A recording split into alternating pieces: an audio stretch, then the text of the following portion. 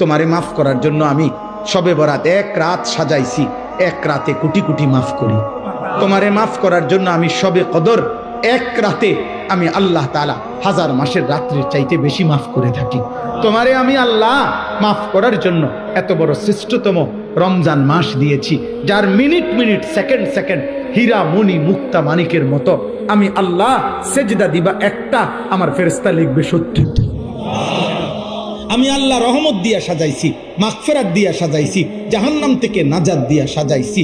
আমি আল্লাহ বৃহস্পতিবার দিবাগত রাতে গুনাহ মাফ করে থাকি। প্রত্যেক দিন তাহাজ্জুদ নামাজের ওয়াক্তে গভীর রাতে কোটি কোটি বান্দা আমি মাফ করি। তাহলে মাফ করার জন্য প্রতিদিন রাত্রে ঠিক করছি, বৃহস্পতিবার রাত্রে ঠিক করছি, শবে বরাত ঠিক করছি, শবে কদর ঠিক করছি, পুরাটা রমজান ঠিক করছি।